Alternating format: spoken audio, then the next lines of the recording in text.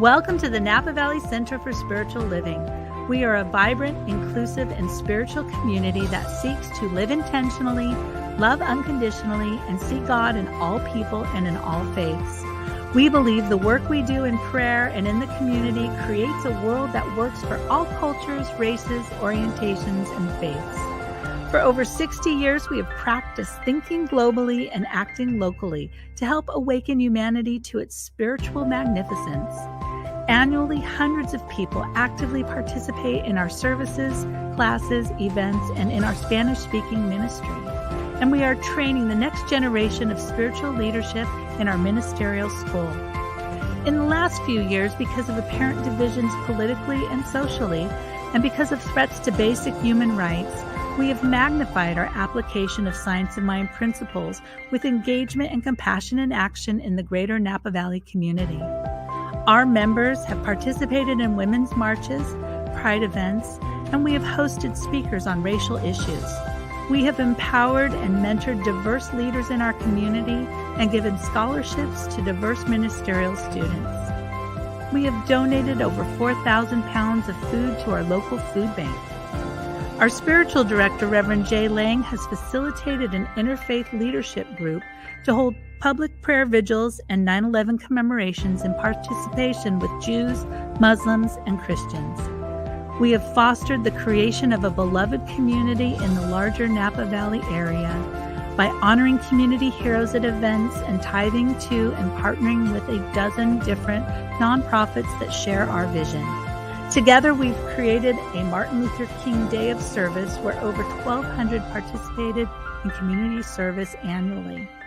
The leadership of our parent organization, the Centers for Spiritual Living, headquartered in Golden, Colorado, recognized our community for all of the outstanding, compassionate work we've been doing over the last few years with the 2022 Meritorious Community Award. As we move forward to do this work of the heart, to awaken the world to its spiritual magnificence, will you join us as we continue to ascend to new heights and create a world that works for everyone?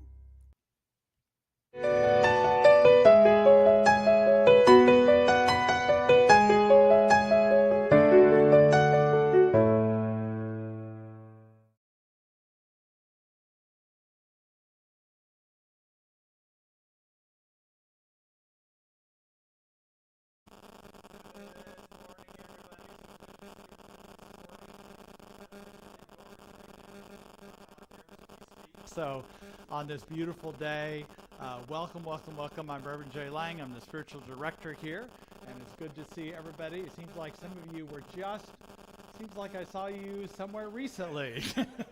I hope you went home, rested some, and put on new clothes, but you're back. It's great to have everybody back here. And we have a choir this morning. We're excited about that. And led by Kevin Reed and Diego Garcia. Let's welcome Diego for our opening song here.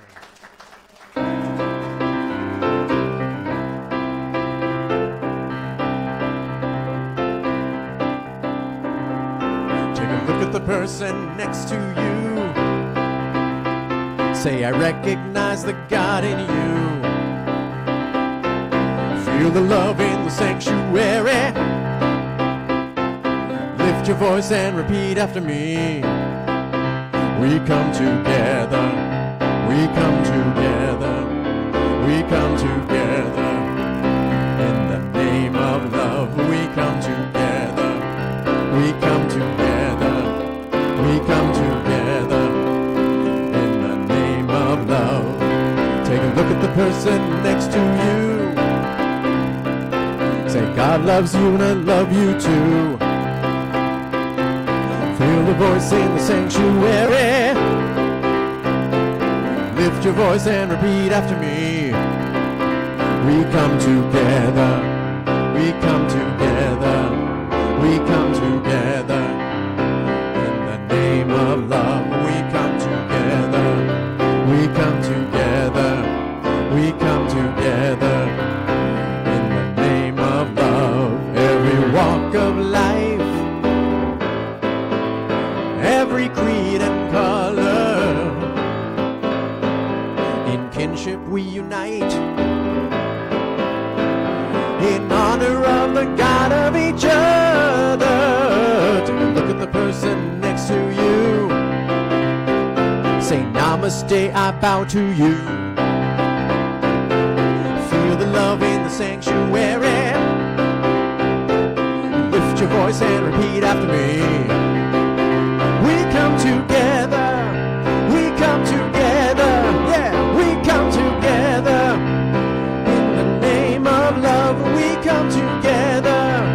We come together. We come together. In the name of love, we come together. We come together. We come together. In the name of love, we come together. We come together. We come together. In the name of love.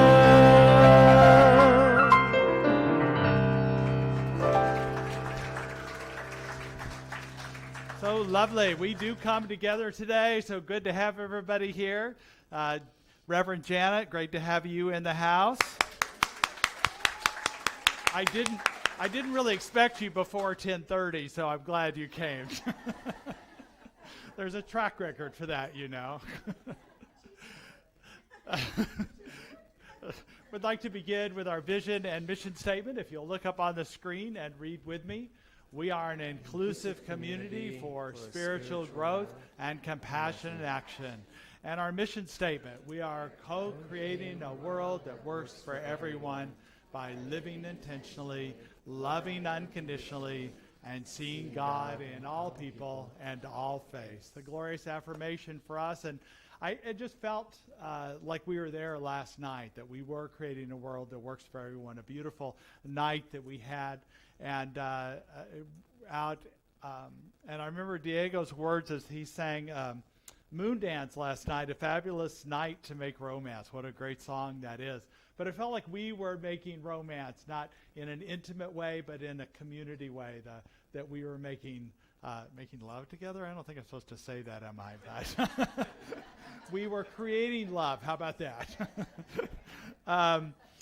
You're saying now, Diego. I know when you were here before, you would say no, not that way.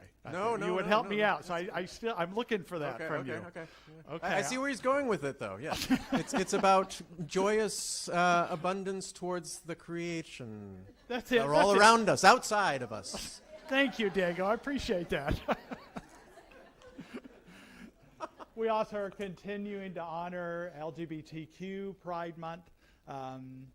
I will say that part of the reason we take time to do that, just like we do other celebratory and honoring months, is because in the past, the church in the bigger sense, not our church, but other churches, have suppressed and told LGBTQ people they were sinners. And I just want to make sure this is a place where people are welcome, that all people are welcome. And that's why we fly the flags and let them know this month and know the truth of who they are is a divine being in all aspects of that. So thank you for being a part of that. And I know each of us have different levels of accepting or appreciating this month. And I appreciate all of you for being a part of this community that is creating a beloved community. So we also have this, so we talked about Unbottled last night, but our next one is coming up on July 20th. Sarah Rodenberg, who is a singer-songwriter, beautiful voice with her guitar, will do an opening act. We're getting so sophisticated. We're having an opening act and a closing act here. Oh. And the closing act, they're called Beyond Fab, and they sing the songs of the Beatles after the Beatles. So Paul McCartney, George Harrison, John Lennon, when they had their own bands. And I think Ringo, I don't really remember any songs from Ringo, but I think there are some out there. But it's a really, I heard them at Porch Fest. We don't have Porch Fest this year, so it's a great time to invite people. Both of these people have been at Porch Fest, to invite people who you normally would have gone to Porch Fest. Let's pack the courtyard with people. So that's on July 20th to be part of that. And then coming up next week, not this week, but next week on July 9th is the Pro-Inclusion meeting. The leaders are Joanne Sutra and Laura Keller-Coyote. They're both back there. If you have any questions about pro-inclusion, see them, but that's going to be at the Methodist Church. And then on July 14th, we're going to have a special guest here, Reverend Dr. Georgia Prescott. She was the founder of the Center for Spiritual Awakening in Sacramento. She's retired now. And so she's doing some guest speaking. She's going to be here guest speaking and then doing this really fun workshop that is called Just Say No, Hell No to Graceful Aging. Now, some of you are under 50 and this is not meant for your workshop, but anybody over 50, and some of you are way over 50, no, not really. I know, speaking of myself too. Some of we are. But it's a great way to just say you don't need to, retirement is not meaning you sit back and watch cable news all day, that there's activities to do, purpose to do, fun to do, creativity to do, and community things to do that make a difference in the world. So she's a character in many ways, but also really vivacious, and you'll love her style of speaking and at this workshop. She is requiring a minimum of 10 people. There is a fee, but she also said if you don't have the money to pay, you can pay less. If you have more, you can pay more. So that she's flexible on that. So let's get signed up so make sure that it happens. We need at least 10 people there. So that'll be great. And then also on the 27th, 26th or 27th? 26th. So it's a Friday night. We're going to have this movie called Bad Faith. And this is about how Christian nationalism is a front for white supremacy. And it walks us through the past 50 years of why that is. Normally we don't get this political at the center, but this is important because this is a movie that I would call pro-democracy, not pro-either party, but it's pro-democracy. We want to continue to keep the foundations of our Constitution, and this is important to do. So thank you for being a part of this. As part of this movie, the narrator, Peter Coyote, will be here as part of that discussion. He'll discuss about the movie that night. We'll have a small panel discussion afterwards, and I think even if you've seen the movie, you would get great value out of hearing him talk. One key, though, is you will need to sign up ahead of time for it. It's free, but we already have about 45 tickets. So it will sell out. I mean, it's still June, and we already have 45 sold. So, like I said, it's free, but you'll need to go online and sign up for it. The connection is on your flyers. That we have the flyers outside, or they're at the guest table. I don't know right now where they are, but it has the QR code, or go on our website to sign up for it. Really important to get that done. And then finally, an exciting thing at the very next day is the Crush MS, which is such a fun event. There's a magazine that you're probably familiar with, Marketplace, and it features Crush MS this month. A really great article about it, great pictures in it, and features some celebrities on the second page, I see. But I wanted to invite Kevin Reed up here, one of the founders of Crush MS, to come up and talk about this event. Yeah, thanks a lot. I'm going to get to where I can see everybody. Yeah. So we're doing Crush MS again, and so we raise money for MS research. It's what I'm dealing with. It's what millions of people are dealing with, and so we got wineries together and said, let's raise some money. So this is our 10th annual event, and every single year the center here provides. Lots of people come and volunteer for the event, and we can't be more grateful for everybody that comes from the church here. Hopefully y'all can come, and if you want to volunteer, cool. If you want to get a ticket, that's awesome too, because every dollar we receive, the more we can donate to MS research and programs that help people live well with MS now. So hopefully you can make it. If you'd like more information, you can check out crushms.org or talk to most of us who have been there already. So, all right, thank you very much. Thank you. How many of you have attended Crush MS in the past? Yeah, that's what I thought.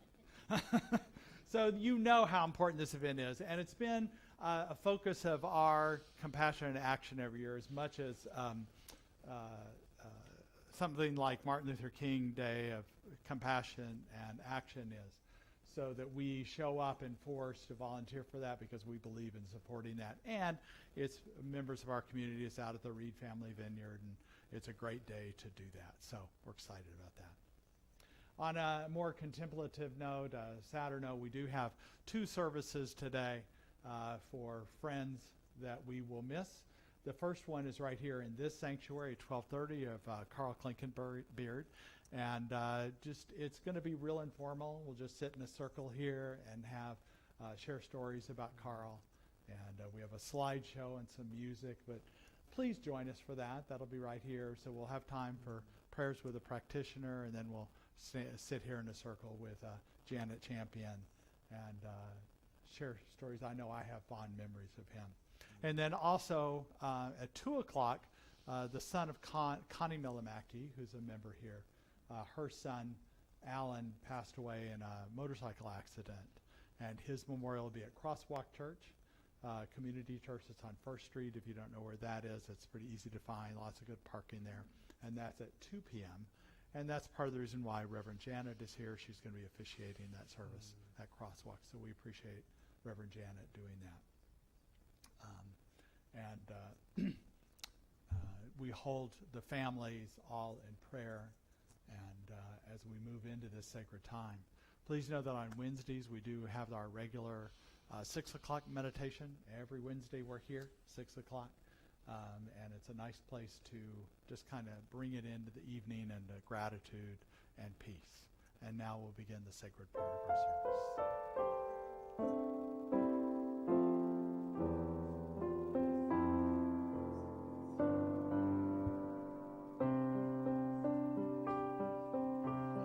Still my mind, be at peace in my awakening. I release with my heart, free my soul.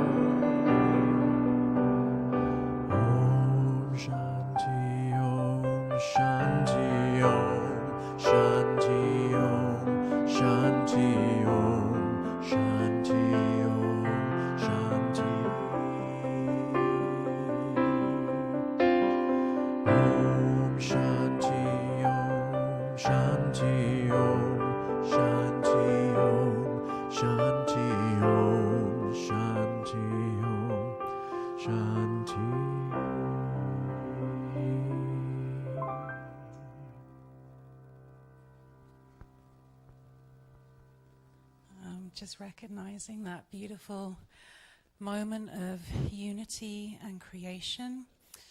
And through my own awakening, I know that the essence and peace of my soul is the essence and peace of spirit, of force, of God, of Mother Earth, and that essence, that peace, that serenity is shared through all of us, within us, through what we see in others, and what we just created in that moment. And I know that that moment, that peace, serenity, is there now, created everlasting, to infinity throughout the coming week as you go about your daily actions, that peace, that force, that serenity, that unity be with you, and that all your needs be met. You are perfect, whole and complete, and everything is good, good, good. And so it is. So I have a little story for you today, which is a celebration of life for my sweet little girl, Angel, who was a dog that I adopted during the pandemic. She was senior. Michelle, could you do the slide? Thank you. There we are together. So she was senior, and she passed this time last year. And my life was very different before she came along. And it was really my first true experience of just surrendering to complete unconditional love.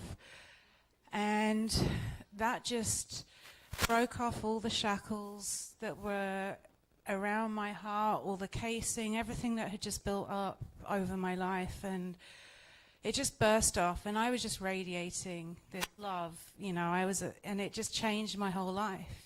She brought that to me, the vibration that I had, I aligned with that vibration, and it just brought more around me. And it brought me to this moment of a conversation with my sister-in-law 2.5 years ago now, where she started conveying to me her, opinion about me starting a family.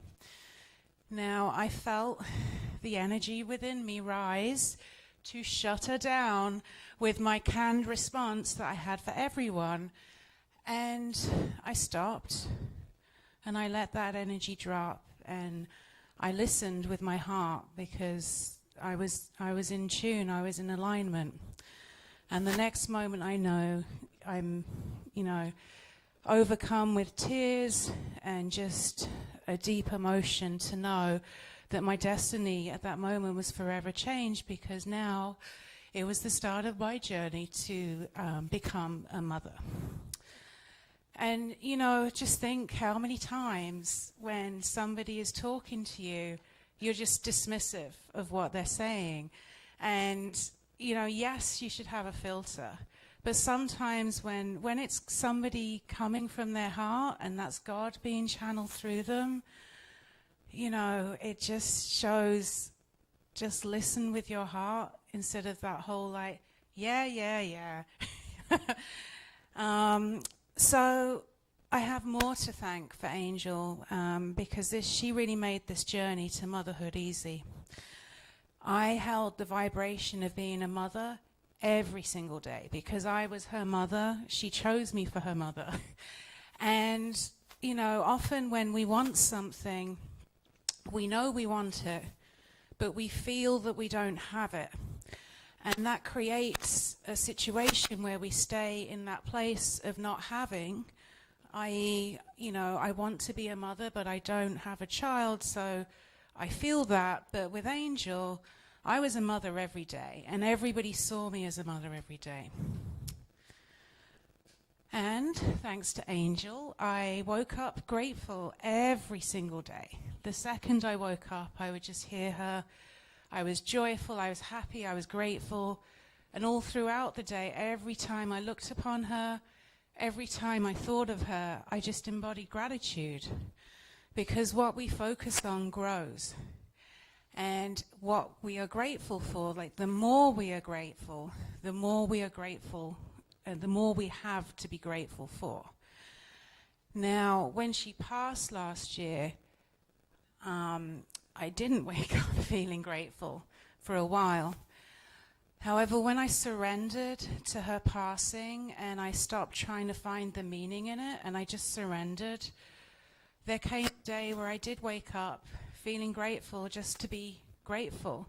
And I realized the other gift that she had just given me here, because if a child was to enter my life, I'd be waking up feeling grateful every day to have a child. So to go from angel to a child and never have this moment of feeling grateful, just to be grateful by myself, was another gift that she had given me. So I had all this loving vibration, the mothering vibration, this gratitude vibration. Everything was in flow with Angel, and we attracted community. And I was vulnerable with this community, and I enriched my existing community as well, but I was vulnerable, and I let them know about my journey that I was on to become a mother. And they held this vibration for me. They just held it up. So now everything's really stronger. We've got a real good force going on here now with everybody holding that vision for me.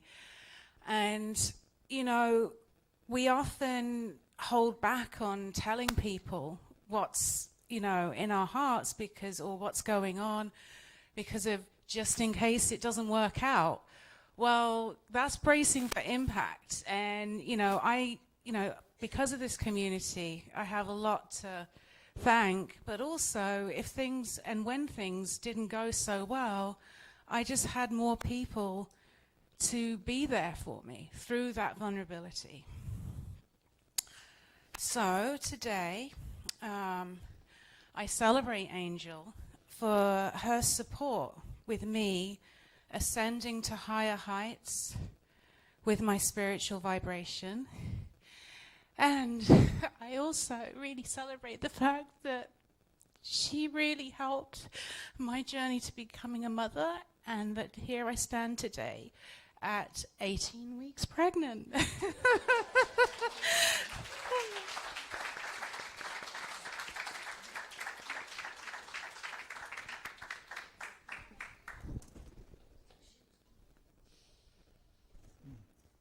Can you just receive this for a moment? Can everybody?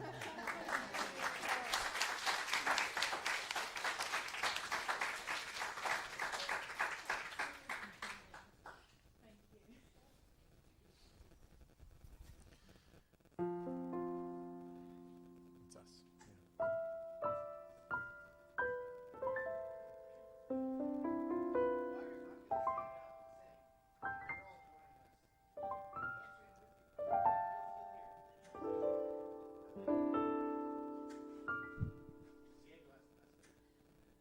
We all have the message.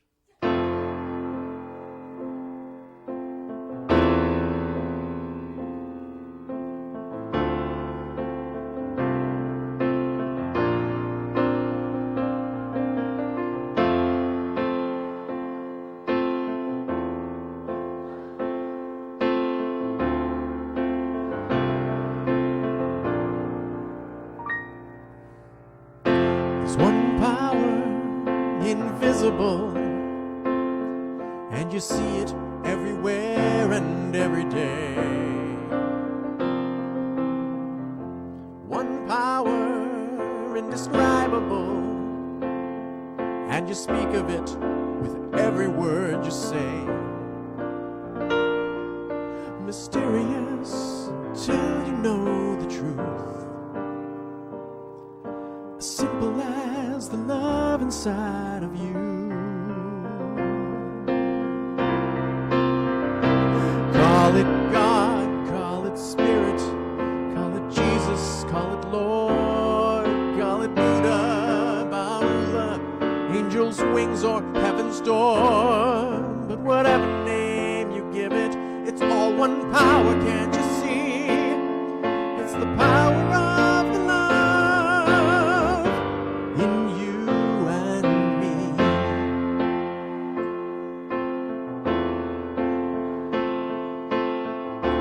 One power.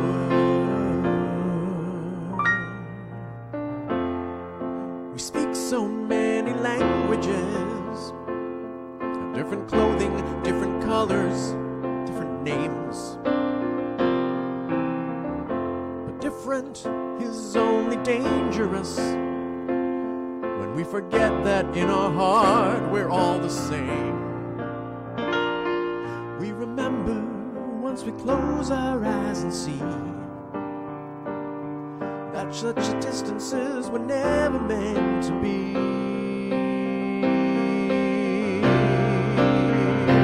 Call it God, call it Spirit, call it Jesus, call it Lord, call it Buddha, Baha'u'llah, Hashem, or Heaven's Door. It's Mohammed, it's your mind, it's your soul, and it's your sign. It's the universe, it's music, Mother Earth, or Father Time. But whatever name you give it, it's all one power, can't you see? Whatever name you give it, it's the very air we breathe. It's the power of the love in you and me. One power, one power,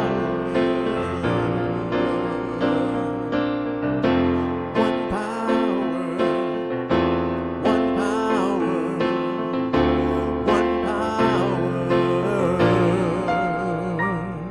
It's the moment of creation. It's the everlasting peace.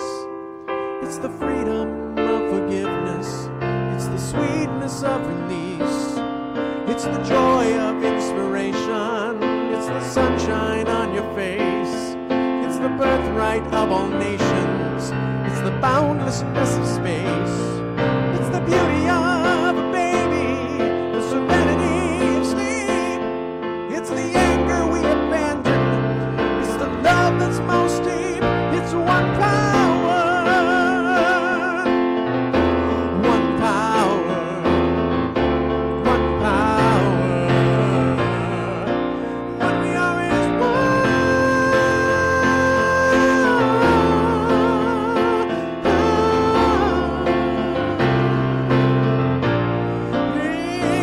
It's the power of the love that lives forever in you and me. It's the power of the love in you and me.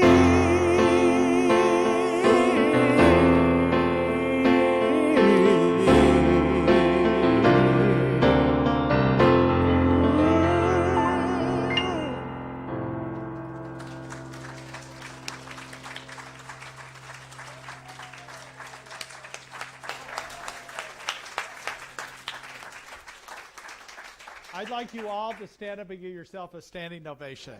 Let's go, yeah, and Diego, yeah. Thank you, Kevin.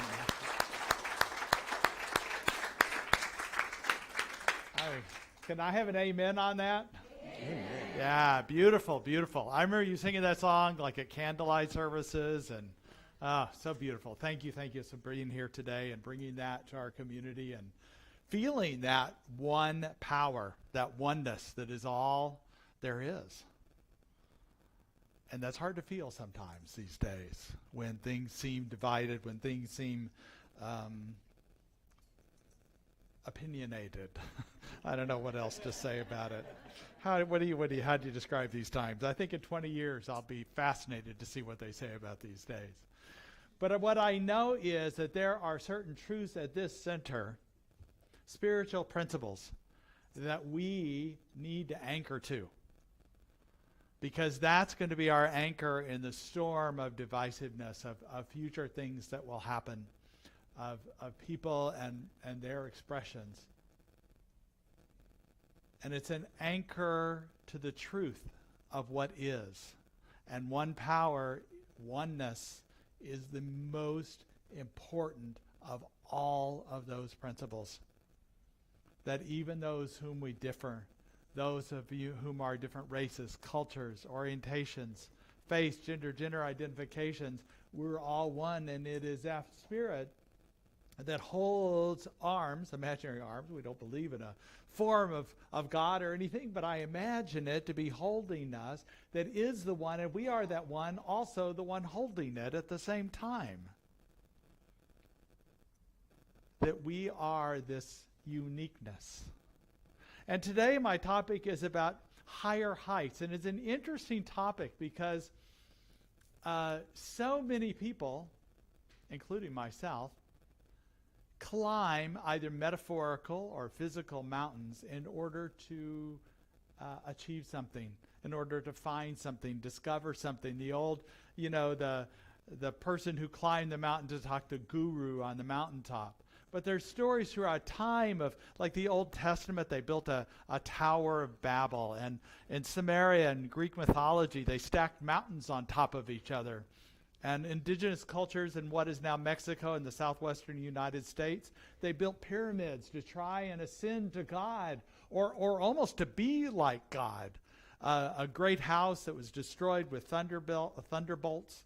Africa, there's a story where they were building a tower, and the scaffolding cracked on top of heads to keep them. And basically the stories are about how God doesn't allow you to climb up there. It's not possible to be up there. But it's all about these mountains that we think we can climb. But the moral of most of those, you can't be God, and especially you can't be a ruler who thinks they're God, trying to get people to build something, an edifice to you, that's not the way to God. It's interesting, the Adam and Eve story that's in the Old Testament of the Bible and the Talmud is that Adam and Eve ate of the forbidden fruit, right? And yet what they ate was about the tree of knowledge of good and evil. So they became conscious, they became mindful, they became aware. And according to the story, God said that now you're going to experience pain, and he put them in a human skin, literally, some interpretation, put them in a human skin and sit them down. And they went down from the Garden of Eden, down. So there's this whole idea that God's up here and we're down here, and we experience this pain as part of life, but we also, this is the birth of consciousness.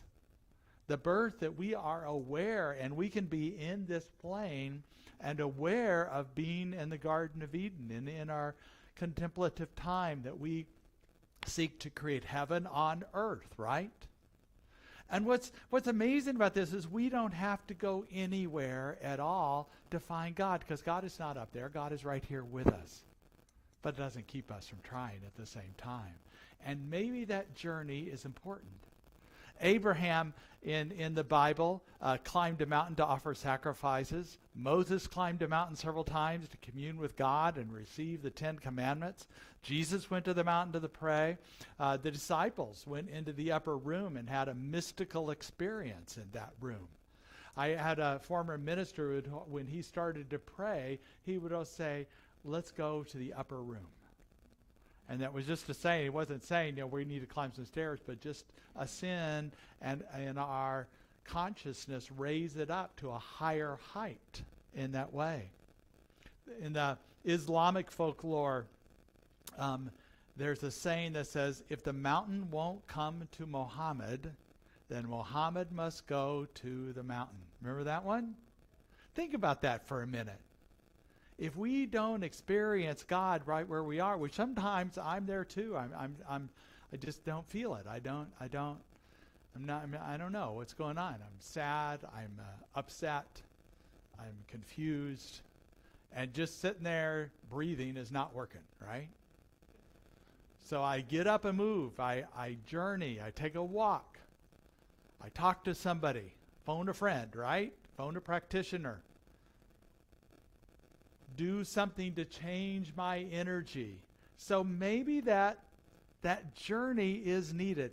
Can you imagine the weight that Abraham, when he climbed that mountain, one time he went up to sacrifice. He took his son Isaac with him because he thought God wanted him to sacrifice his son on the mountaintop. Can you imagine? I don't know whether it was a misinterpretation or God was testing him, which I know God doesn't test people. So I don't know. It's a strange story. I remember that as a kid going, what? But when he got to the mountaintop, God said, no, I didn't mean that. So he didn't have to sacrifice his son. Moses, who had groups that were focused on other deities and not the oneness that he believed. Jesus, who was about to be crucified. And the disciples who had lost their leader, their teacher, and they didn't know what to turn to. But all of these people, they found God in the journey. And there was a man named George Mallory. He was an English mountaineer. In the 1920s, he wanted to be the first person to summit the 29,008 feet Mount Everest. Now, you got to know in the 1920s, they didn't have the gear that mountaineers have today. It was mostly cotton and maybe some rubber rain jackets or something like that. It was just not what, but he had tried twice and was unsuccessful. And he was about to go on her third time to ascend it, to try and get to the summit. And a journalist asked him, why do you do this? You could die doing this. And he goes, because it's there. And often we are moved towards something, some goal, some achievement. We don't know why we're doing it. We think it might be about the thing, whether it's a relationship, a career, a move of some sort, a shift in our lives, some sort of change in diet or exercise. We think it's about that, but the more we journey, it wasn't about that at all. It was about, in the journey, we discovered so much more. But for George Mallory, this, on his third attempt with his climbing partner, Andrew Irvine, perished on this attempt. And it wasn't for 30 more years when somebody was successful because they were so scared by that they would die doing it. And they might have. They had to develop new technology, new ways of doing things, and suddenly somebody 30 years later. Now, it's possible that he reached the top. It is possible because someone through a telescope saw him very near the top, but he never came back down the mountain, so they were never sure to know. And people wanted to always ask him, but the question I want to ask him more, if he was still alive, is, did you find what you were seeking in your heart, mind, body, and soul? Or were you so obsessed with getting to the top you missed a lot of things on the way? And I think we can do that too. We are so focused on what's at the end of that tunnel, what's at the end of our, we really want to get there, we want to do this, that we forget that along the journey is the most important thing. I know many of you have experienced times in your life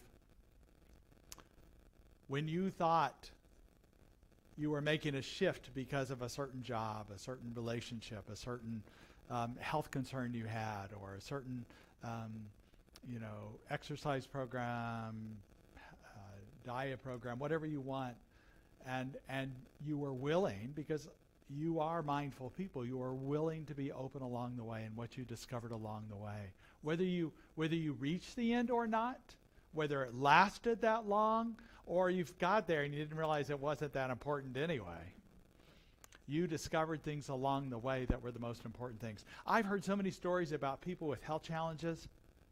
They talk about what they discovered about themselves and about their deeper spirituality, about their life. I've heard stories about people that moved, even right here to Napa, because of a relationship. The relationship didn't last, but they got to Napa. And they're so happy they're in Napa now. It's things like that we find the other gifts along the way, as long as we are willing to be open to heart, mind, body, and soul along the way. It is our birthright, according to the creation story, to be wakened to a consciousness aware of our choices, aware of this life. And yes, there are times when our life is painful, frustrating, confusing. You don't know which way to turn. And as we move forward, we find the greater truths, the greater meaning of life that bring us a peace, that bring us sometimes even a joy in that process, discovering what is in our heart, mind, body, and soul. You've probably often heard the statement that on people's deathbed, nobody ever wished for more time at the office, right? In the journey, we discover what's really important. While living in Colorado, I attempted to climb 8 14ers, as they're called, the name of the 54 or so peaks in Colorado that are above 14,000 feet. I was in pretty good shape at that time, and the first 13,000 feet were pretty easy. That last 1,000 feet, there was no air up there. I don't know how somebody goes 29,000 feet. That's just like, but the last between 13,000 and 14,000 feet was tough because there was just no air. And it was like 3 or 4 steps, stop and breathe. 3 or 4 steps, stop and breathe. And that was okay. Of those 8 times I tried, 6 times it's called bagging a 14. When you get to the top, you bag a 14. That's kind of a Colorado nomenclature there. But what's interesting is the 2 times I did not succeed, I did not get to the summit. I learned more about myself and my soul and my heart than I did the 6 times I did get to the top. Twice, we made a decision together, who I was climbing with, to turn around. And part of me wanted, no, I can do it. But within me, I knew, no, it's not mine to do today. Maybe another day, but not today. Once it was with my younger son, who was 11 at the time, and it was him that had to turn around. I had more left, and yet I knew that I needed to be with him and not talk him into something that wasn't for him that day. The other time, I was the one that had to stop, and I was with a friend who was actually a little younger than me, and I said, I just can't go any further. And he said, okay, do you mind if I keep going? I said, yeah, go ahead. And I sat there and enjoyed my time while he went, and I saw him climb, get to the top, and come back down, and that was okay too. Sometimes we have to send people on their way that it's not ours to do. We don't have to join them in that, and we celebrate. We honor them for what they've accomplished. And I would say by far my favorite summit was when I climbed one peak, I think it's called Torrey's, with both of my sons. And then another time, it wasn't a 14er, but it was 20 years, or I don't know how many years, about 20 years later, we tried to recreate that when we climbed in Yosemite at Nevada Falls. So you've probably seen this picture before. But that's about the company we keep, that we go together in ways to do that and open up to a greater life. Ralph Waldo Emerson was the first one I heard to say that the journey is indeed more important than the destination. Now, what I know about Emerson is he was a transcendentalist and was highly influenced by Hinduism, which, if you go back now, I know that the Hindus were the first person to say that he rewrote it or kind of translated it to English. But it's been part of ancient Asian philosophy for a long time, that the journey is more important than destination. And we find that it is true. Now, when you get to Eastern philosophy and you think about Buddhism, Buddhism talks about ambition without attachment. And some Buddhists might even say that you don't want ambition because you can't have ambition without attachment, because attachment leads to suffering. I hear that, but I think it's important for us to have destinations, ambition, goals, and not be attached to it. Because here's the thing. If we didn't have a destination, we would not have a journey. If we don't have a destination, we wouldn't have a journey. And if journey is the key to all of it, then we want to strive for something, but no, not necessarily an outcome, not necessarily a detail of what we want, but something greater. So the first thing I want to say today is, let's let the universe catch up with our dream. Resting for us can look very different. There's another slide that shows different people resting. And there's different ways of looking at how we rest, but we need to rest. And in that rest, we gain perspective. We gain a new shift in direction and life and understanding. So along the journey, and think about that. Gabrielle Bernstein was the first one I heard this phrase about, letting the universe catch up with our dream. Because if we're so driven, that we just keep pushing, then we might not let this energy of manifestation create through us as us. Let it come to what we call, as practitioners and I call, divine right timing. There's a right thing, a right time, a right order for things, and we allow it. Because if we force it, we might miss some things on the journey. We're just considered about the destination. And that can be anything in our lives we're wanting to create. That she talks about this, that Gabrielle Bernstein, about allowing this. She went through a process similar to Dawn's, where she was seeking to be pregnant, and it wasn't until she surrendered was she able to get pregnant, to let go. Her phrase that I love right now is, I surrender this desire and I welcome guidance. I surrender desire and welcome guidance. So when we can feel ourselves attached to something in relationships and prosperity and in jobs and in things, we notice that attachment. Just say, Spirit, I surrender. I welcome your guidance. I welcome the guidance to do this. So the next thing I want to talk about, the next point, is as we ascend to higher heights, we want to just stroll through these. We want to clear the way. And what I love about this slide is it's a family that's hiking, and there's some obstacles in front, and we often on our journey of life have obstacles. And sometimes we're clearing those obstacles for ourselves, belief systems, or things that might get in the way, things that we might get distracted by. And sometimes we're clearing them for others as well. As a parent, as a community member, as a friend, that we support each other in that way. And what I love about this idea is that there's a gal, her name is Gabrielle Ottinger, and she's done about 25 years of research in the science of motivation. And I've talked about her ideas about WHOOP.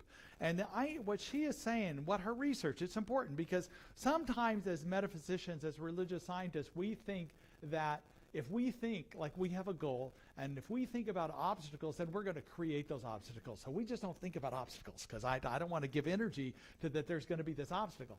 But her research is so different. It says it took control groups that didn't use this WHOOP process and groups that did use this WHOOP process. And what this WHOOP process is, you have a wish, you have an outcome, you want to create this, but you also consider what might be your obstacles and a plan if this obstacle comes. It doesn't mean that obstacle will be there. It means that in case this obstacle comes. So let's say I'm on I want to eat healthier or something like that. So I am, when I get anxious or stressed, I tend to eat things that are not healthy for me. So a couple things I might do is I might get rid of all the junk food in my house. Or I might have a plan when I have that kind of stress and anxiety. I go for a walk. I do some stretches. I do jumping jacks. Whatever. I phone a friend. Whatever it is, I have a plan when I reach that problem. It's not creating that problem. It's having a plan if I get to that point. Or sometimes along the journey we notice, I just tripped on something. What was that? Well, if I hit that obstacle again, then I'm going to have a plan for that. So that's the idea. And she found her research with these comparison studies that help people reduce stress, increase work engagement, find integrative solution to problems, improve time management, supported adults to lose weight, drink less alcohol, sustain healthier relationships. Children and adolescents using the WHOOP improve school attendance as well as effort and achievement in school. And so this idea that when we consider what might go wrong, we're not creating that wrong. We're just getting a plan in case that does. And that's the journey along the way. That means, because often in my past, when I've hit an obstacle, when I've tripped over something, I go, I guess it wasn't meant to be. I guess I just can't do that. I guess I'm not good enough.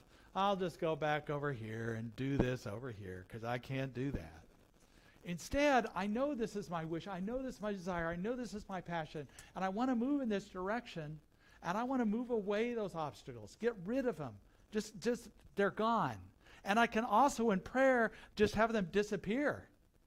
Whether it's a symptom in my body or a situation, a lack of something that is perceived, I just move it out of the way because and in that way, that's what affirmative prayer works. Affirmative prayer doesn't work to, if I hit an obstacle, I'm just going to pretend it's not there and everything's good. That doesn't work. That's toxic positivity. What works is we're grounded, we're aware when we hit an obstacle, we do it. And finally, when we go to higher heights by climbing together. And I'm going to ask the ushers to go ahead and pass out those sheets of paper now with the pens. And so what I know about climbing together as a beloved community, we call the beloved community. That was a phrase actually by, I can't remember the minister's name, but Martin Luther King made it famous, but there was another minister that used it before. And it's about creating a world that works for everyone. Sometimes we say beloved community. Sometimes we say world works for everyone. They mean the same thing. But I love the word beloved community because it means be love. That we are a community that is being loving towards each other, towards ourselves. And we know that we can open up to something greater, something alive in who we are that allows us to know the truth of our wishes. So if you remember, if I could have the next slide. So next slide. So probably about 8 years ago, we planted this, it's called a Persian silk tree or silk tree out in the courtyard. And at that time, we put it in this place that was our sinkhole. I remember if you remember our courtyard then. It was always sinking, and I kept throwing stuff in there. We kept throwing gravel and sand, and would just keep pouring in there, you know. We didn't know how deep it was. So we finally put a plate over it, and that seemed to stop it, like a metal plate. And then we put this plant on it, and we did a lot of ritual around that. There was dancing. I heard somebody last night was talking about it. But it also became our wish tree because we hung little wishes from it. And it's always carried that meaning for me. And this year, it's more extraordinarily beautiful than ever before. This beautiful silk tree that Lori found for us, and I appreciate that. It's continued to grow. It's just got such beauty. And I took this picture of it to show on a slide today, and I didn't look at the slide till this morning, and then I saw this arc of rainbow across it. It's just beautiful. I think it is just an over the rainbow kind of tree. So what I'm going to ask you to do between now and the sharing of abundance is just write down some wishes you have. Wishes for yourself, wishes for the community, wishes for somebody whom you pray for. And you can write on both sides of the paper. And then at the end of the service, I want you to go up the wish tree. I want you to go there, and there's a table with a red tablecloth and a green basket. And you can do it however you want to, but what I'm going to do is I'm going to take my piece of paper very prayerfully and just stand there and be there with a minute of my wish and then place it into the basket. If you want to fold it up, if it's confidential, that's fine. And I was also going to say that if you can have the next slide, please. There's a texting number now. So for all of you people who are online right now, you can text this into it, and we'll receive it, and we'll fill out paper on that and put it in the basket for you. And then Tuesday, the practitioners are going to gather. We're going to pray around that tree and pray for your intentions. We won't look at them. If you want to share one, please fill out a prayer request. But this is meant to be a confidential wish. I think some of our dreams are some of those sacred and private things we hold sometimes. So unless you want it to be known, it won't be known, but God knows it. That's the important thing, right? And we know that we can just let go of the attachment and ask God for guidance on this, how we want to achieve it. And we know that we will ascend these higher heights when we're able to grow together and be together and let go of anything that stands in the way of the obstacles, clear the way, and let it be. So let us go.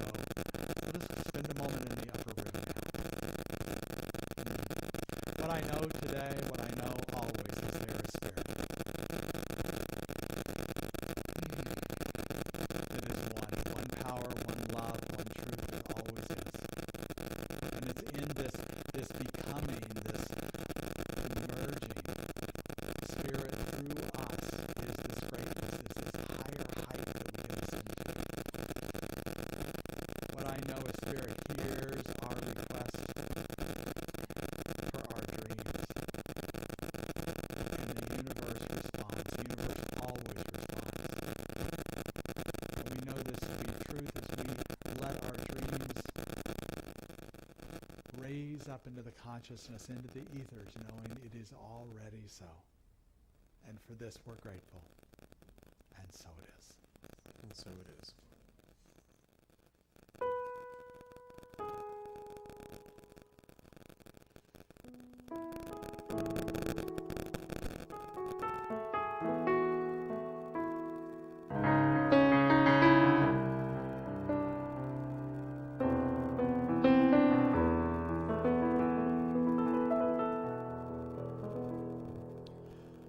I pray you'll be our eyes and watch us where we go and help us to be wise in times when we don't know. Let this be our prayer. When we lose our way,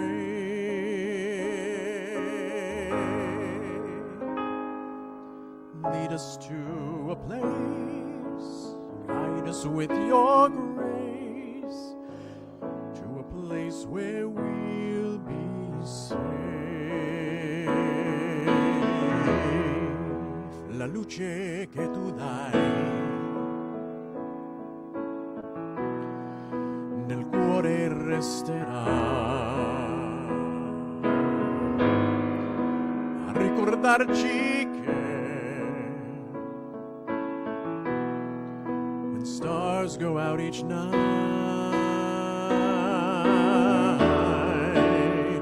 nella mia preghiera, let this be our prayer. Quanta fede c'è when shadows fill the day. Lead us to a place, guide us with your grace. Give us faith so we'll be safe.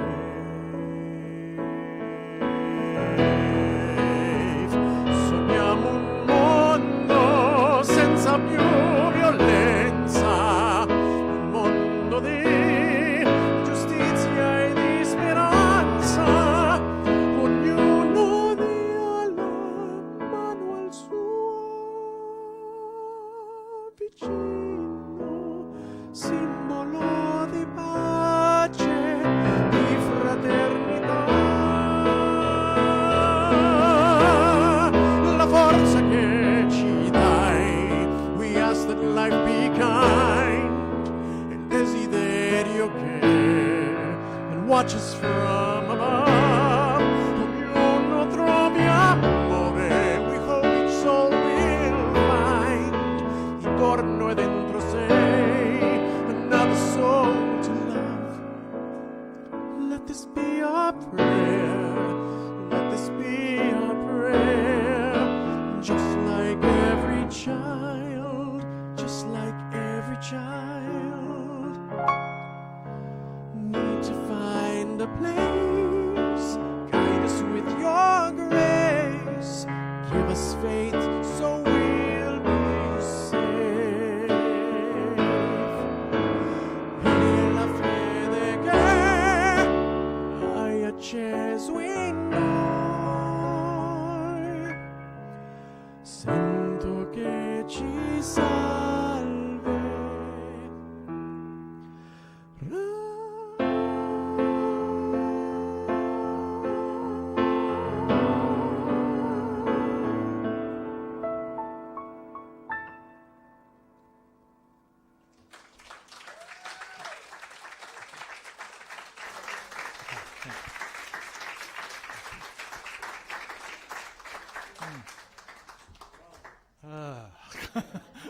Thank you, Diego. So wonderful. It feels like last night and today are like Diego's greatest songs he's ever done. So epic. So I love it. I love it. I love it.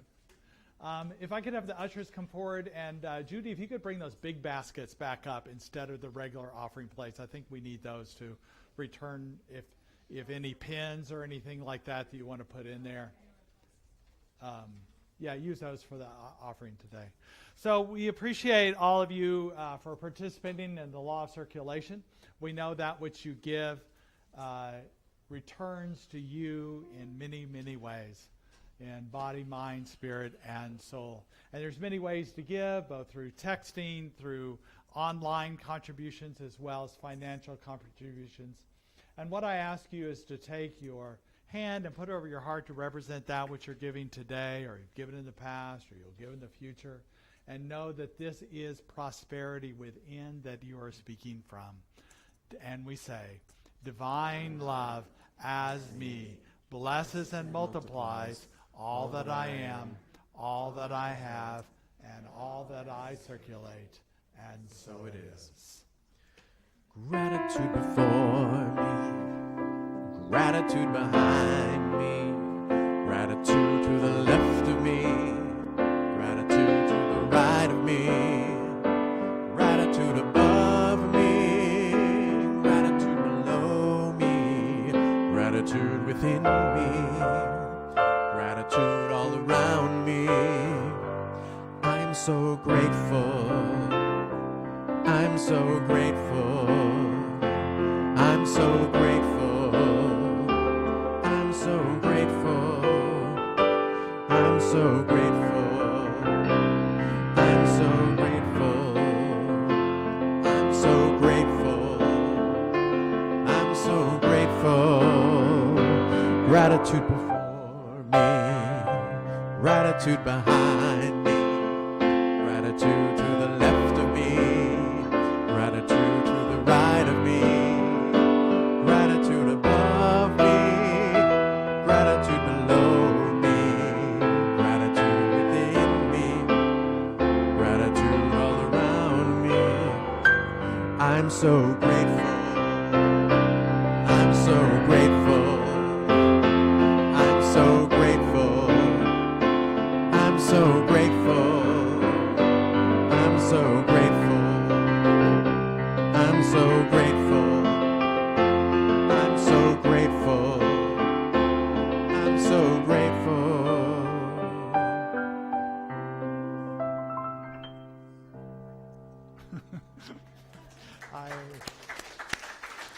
Could I have anybody here for the first time? We'd like to acknowledge you. We have a special gift for you if you're willing to raise your hand to be acknowledged. Anybody here for the first time? All right. Well, thank you, everybody, for being here today. We have a blessing for everybody. And also online, we welcome all of you. If anybody happens to be here for the first time, welcome. You can always see previous, and this is true for everybody, previous services on our YouTube channel. Please like and subscribe that.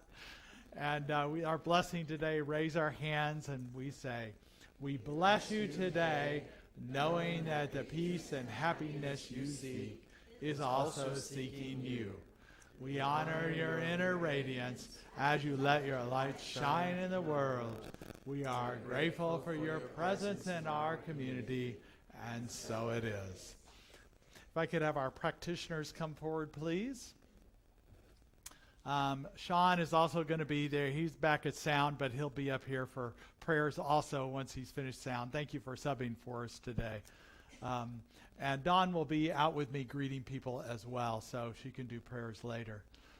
But know that they are here for prayers, and if you want a prayer with one of them after the service, please just stay in your seat, and everybody else, let's go on outside and have our conversations outside. It's always good to join together. It's a little warm today, but we'll raise the umbrellas and find a way to stay cool out there in the company of others. So let's all stand for our community affirmation and our closing song. So repeat after me. Something wonderful is happening through me right now. I'm led by Spirit. I'm guided by wisdom. I'm protected by love. I am here to be a blessing.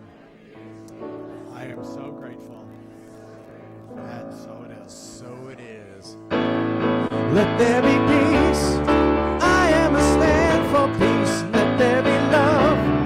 I am a stand for love. Let there be joy.